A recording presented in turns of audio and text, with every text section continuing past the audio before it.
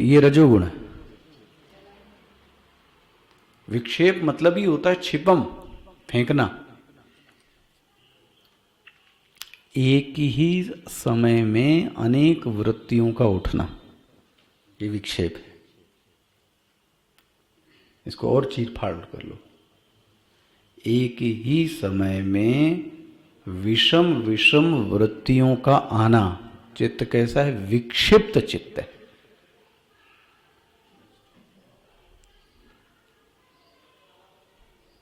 आशा तो कर रहा हूं जी। इसी को उपदेश सार में क्या बोला है?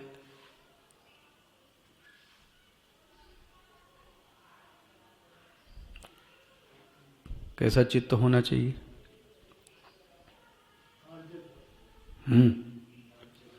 आज्य धारया स्रोतसा समम सरल चिंतनम विरलतः परम।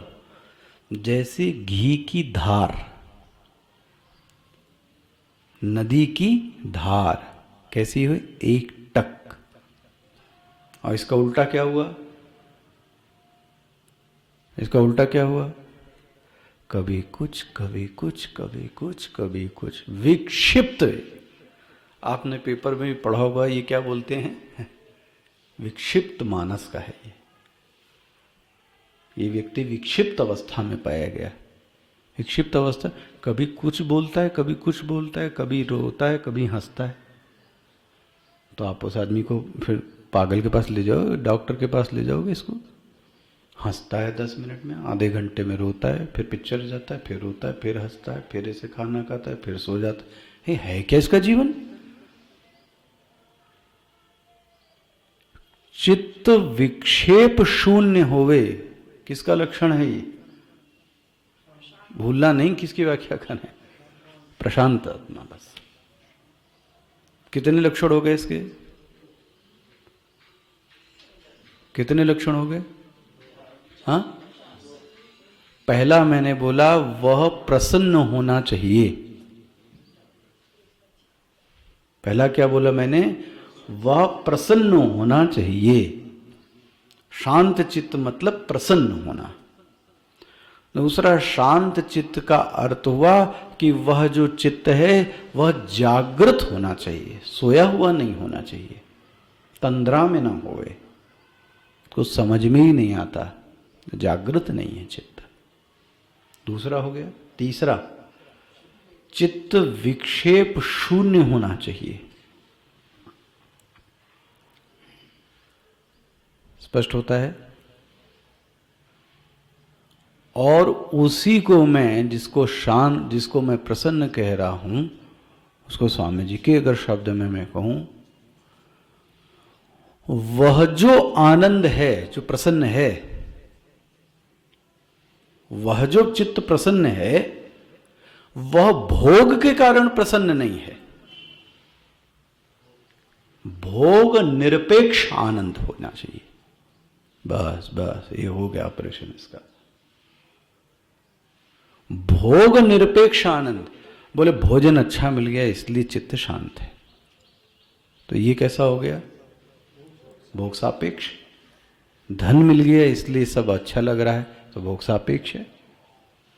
भोग निरपेक्ष आनंद है, मतलब भोग नहीं है और कैसा भी भोग होवे, लेकिन जो चित्त है वो कैसा है? वो प्रसन्न है, अंदर से प्रसन्न है। स्पष्ट होता है? ये सबको मिला दोगे तो एक शब्द बनेगा, प्रशांत आत्मा। सोचो कितनी बड़ी बात, भगवान के शब्द कितने गूढ़ शब्द लिए। अब समझ में आती है गुरु जी के समझाने के बाद कि गीता में भगवान के शब्द कितना दर्शन लिए हुए बैठे। दिखता तो ऊपर से ऐसे ही एक शब्द, जितात्मनः, जिसने अपने मन को, जिसने कार्यकरण संघात को वश में कर लिया जी, अपने अनुसार साधना में प्रयोग करता है, ऐसा व्यक्ति जितात्मना। चित्त उसका शांत है। शांत चित्त का अर्थ हुआ कि वो उसका जो चित्त है वो जागृत है, चित्त में किसी प्रकार का कोई विक्षेप नहीं है, और चित्त में ऐसा आनंद है कि उसमें भोग की किंचित मात्र भी गंध नहीं है, भोग निरपेक्ष आनंद है, भोग निरपेक्ष आनंद बन गया। तो अब क्या बना? प्रशांतस्य। याद रखना ये वही साधक है। कौन साधक? जिसने जितात्मन कर लिया तो उसने भगवान से मानो कि पूछा कि अब मेरे जीवन में और क्या क्या होगा। तो भगवान बताए ये होगा तुम्हारे जीवन में। क्या क्या होगा? जिसने जीत लिया उसका मन तो कैसा हो जाएगा। अब समझ में आ रहा प्रशब्द की भूमिका, प्रशांतस्य। अच्छा अब और देख लो तीसरा, परमात्मा समाहितः। वाह, ये बहुत सुंदर है। परमात्मा समाहितः। परमात्मा मतलब ईश्वर। कोई अर्थ अनर्थ मत करना भैया, अभी ज्ञानी नहीं है ये। उसको ईश्वर कैसे दिखते हैं? समाहित मतलब क्या हुआ? सम्यक प्रकारेण हितः,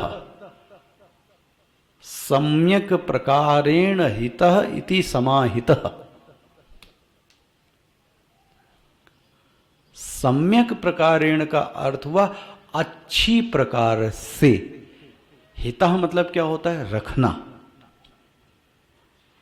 जो उस परमात्मा को बहुत अच्छी प्रकार से महाराज चमाचम एक टक देख रहा है। ये स्थिति आ गई, देखो भाई उसकी।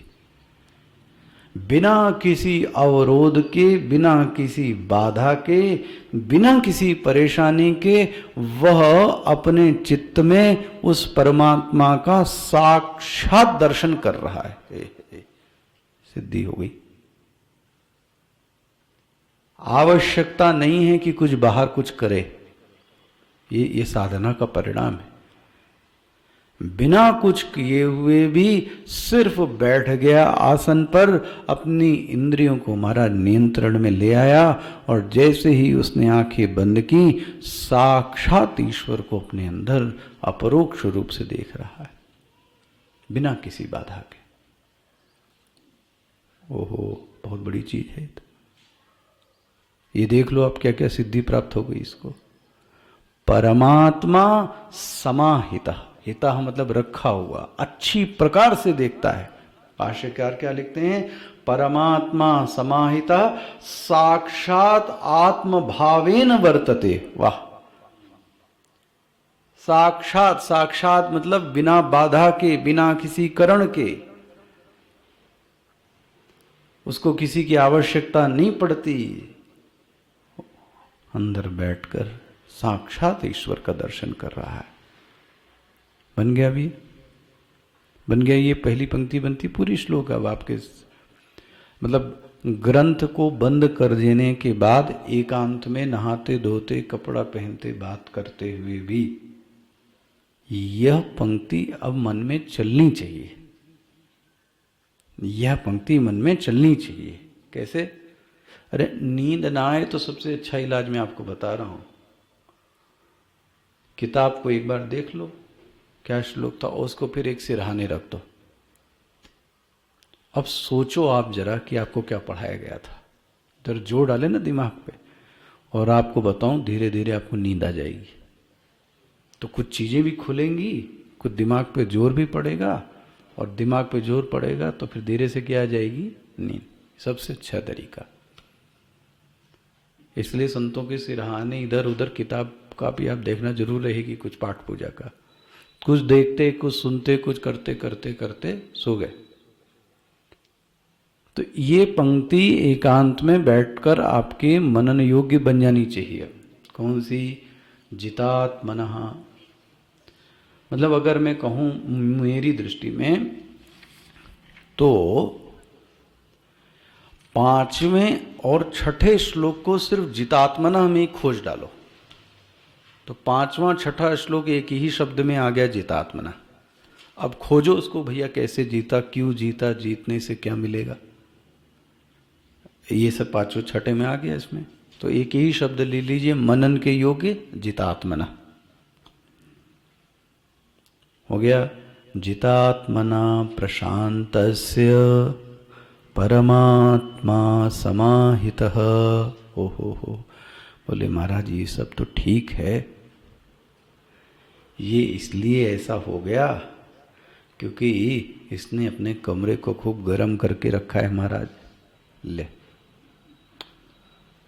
बोले नहीं, ये तो यहाँ नहीं करता, ये हिमालय में करता है क्योंकि वहाँ ठंडा वातावरण रहता है, इसलिए साधना अच्छी हो जाती है। आप क्या बोले, नहीं इसको बड़ा सम्मान मिलता है महाराज, तो जब सम्मान मिलेगा तो मन शांत होगा ही होगा भाई। ले, भगवान बोलते हैं, देखो नीचे पंक्ति, शीतोष्ण सुख दुखेषु तथा मानापमानयोः। वाह, यह जो उसकी योगारूढ़ की आगे वाले की जो यह स्थिति बनी है, कौन सी स्थिति बनी है, पूरा बोलो भाई, इधर किताब बिना देख के बोलो, तो आदत डालो कुछ। जितात्मनः प्रशांतस्य परमात्मा, तो थोड़ा दिमाग पे जोर तो पड़ो, चुपचाप देख लेते हैं आप। ये स्थिति जो उसकी बनी है वह परिस्थिति निरपेक्ष है। वाह, परिस्थितियां 3 तरीके की, फिर याद कर लीजिए, शारीरिक, मानसिक, बौद्धिक। शीत उष्ण, आहा, शारीरिक है, सुख दुख मानसिक है, मानापमानयोः बौद्धिक है। याद आ गया, इन तीनों परिस्थितियों से निरपेक्ष है इसकी स्थिति, परिस्थिति सापेक्ष साधना की स्थिति नहीं है इसकी। वाह, हमारी जो साधना की स्थिति बनती है वह परिस्थिति सापेक्ष होती है।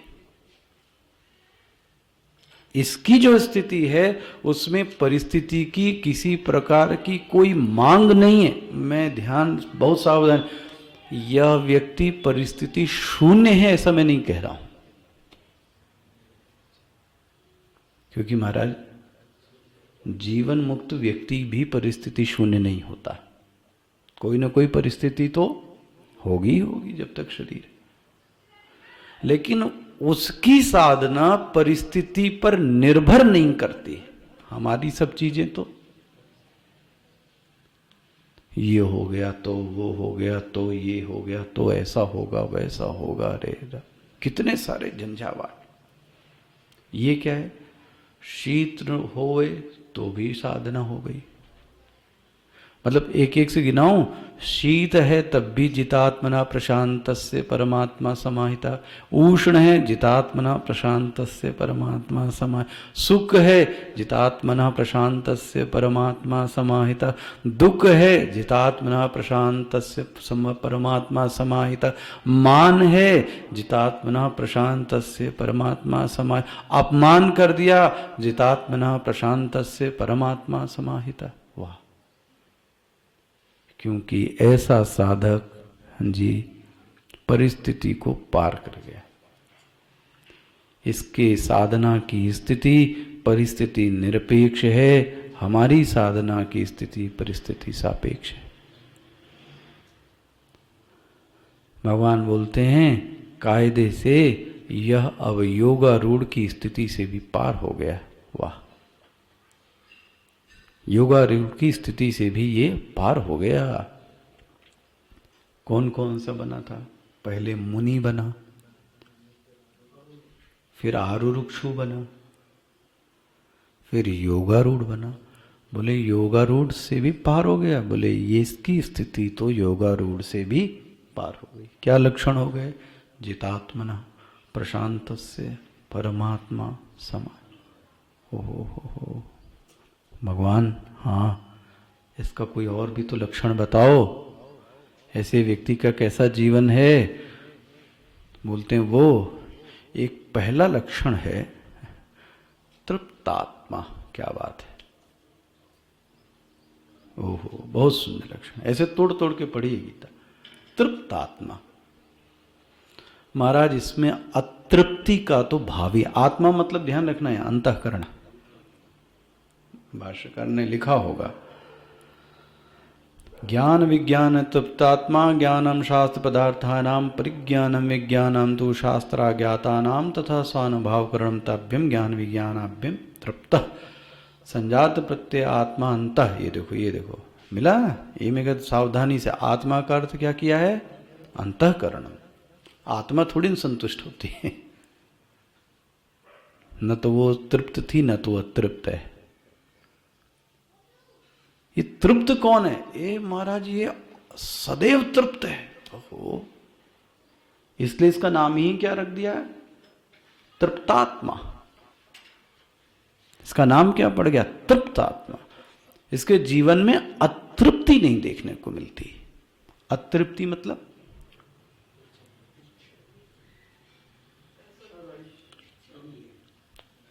कुछ मन में अभाव की वृत्ति नहीं आती है। इसको यहां आया होगा, ये है देखो, ये शब्द राम राम 11-20 हो गए, बाद में पढ़ाते हैं। तृप्तः का सिर्फ भाष्य में अंडरलाइन कर लीजिए, तृप्तः का अर्थ ही बहुत अच्छा है। संजात अलम प्रत्यय, यह वृत्ति पैदा हो जाए अलम। जब आपके खाना खिलाओ महाराज और खूब परोस के खिलाओ छकाछक, तो व्यक्ति हाथ उठा के क्या बोलता है? बस बस बस भैया बस। ये जो बस है ना, इसे बोलता है, इसको बोलते हैं अलम वृत्ति। इस वृत्ति को संस्कृत में क्या? अलम। अलम मतलब पर्याप्त है, काफी है। जीवन में वह व्यक्ति हाथ उठा के भगवान से यह बोले अलम। अलम मतलब तृप्तोस्मि, कुछ देने की आवश्यकता नहीं है। संजात अलम प्रत्यय, ये वृत्ति जब पैदा हो जाए तब इसको क्या बोलते हैं? तृप्तात्मा। आगे कल देखेंगे। तो मैंने आपसे ये जो क्वेश्चन आंसर वाले उनको बताया कि जो जूम पर क्वेश्चन आंसर सेशन हो रहा है वो सिर्फ कब होगा? फ्राइडे। और उसकी भी जूम की मीटिंग आईडी और पासवर्ड भी अगर बदलता है तो आप फेसबुक पर ऊपर ध्यान देंगे तो आपको बदला हुआ नज़र आएगा। संभव बदल जाए तो आप उसको देखिएगा।